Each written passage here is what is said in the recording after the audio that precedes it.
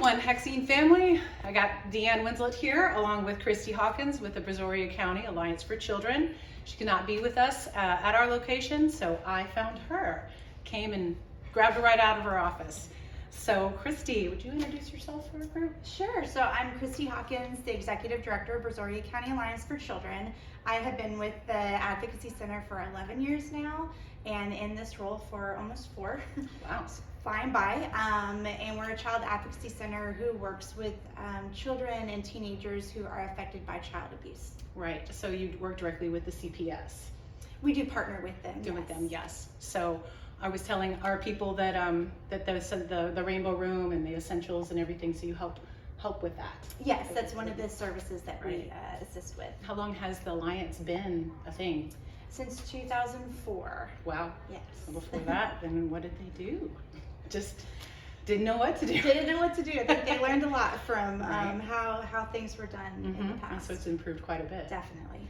So when I did my speech with the One Hexine, I was going on your internet, and then CPS, and we actually went with the Harris County to be a resource. And so I obviously went with the Essentials and the Rainbow Room, and that's where I was going. But when I actually spoke with you, you said something that was a little bit more informative about what this specific office does in addition to the Rainbow Room. Would you elaborate on that a little? Sure. So one of the important things is Rainbow Room. That's children, they're affected by abuse. They're removed from their homes oftentimes, and they don't have a lot of items. So clothing, bedding, toys, but really what happens in our center, our children walk through these doors and they get services here. So they, instead of in the past going from office to office or speaking with an investigator who I have a lot of respect for, but not necessarily would be very intimidated. Scary, right? Very intimidated. So imagine being 2 and 3 years old having to speak with a police officer.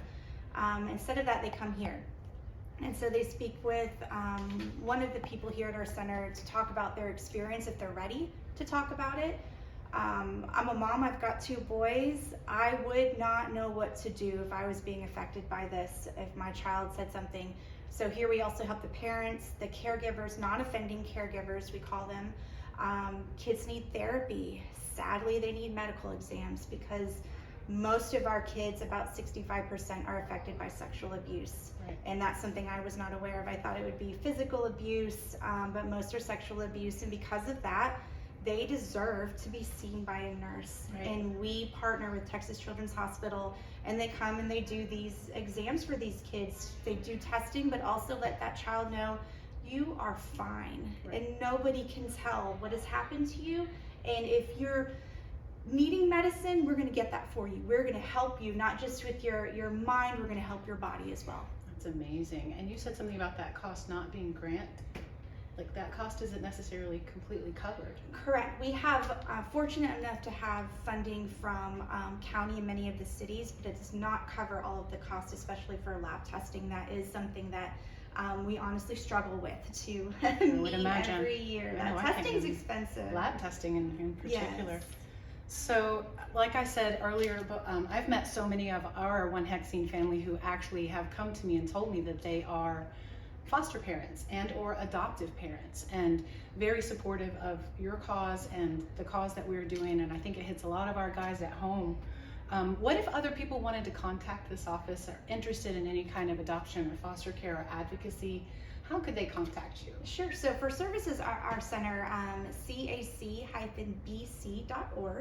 or 979-849-2500. And like I mentioned earlier, we partner with Child Protective Services.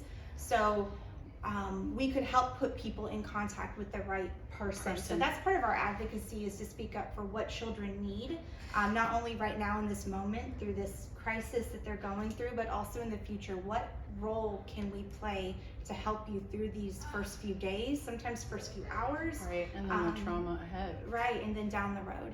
That's so awesome. Well, we're going to keep this short and sweet. I'm done with my questions, but I wanted her to maybe address, if you know all of the men and women of One Hexine are here to hear you. What would you like to say to them?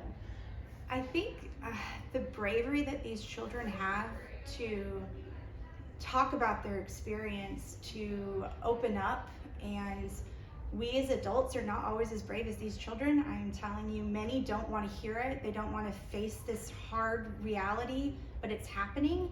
So just in whatever way you can, support that child by listening, by learning more about abuse, by being brave and talking about that. Ask us how to have that conversation with your child, with anybody else in your life that you think needs to know. That's what we want to do, is we want to help these children, but we need you to help us do that. Right, that's awesome. So what we're doing is a raffle and different fundraising techniques, and we've brought some actual hard donations that people have, actually backpacks and things like that, and so we're here to present that to you, and then we'll be doing our drawing and finishing up our fundraiser at the end of July, and we will be in contact to see what we end up with. So thank you so much for your time. Thank you. And we will see you back at 1 Hexene later on. Thanks so much. Bye guys. Bye.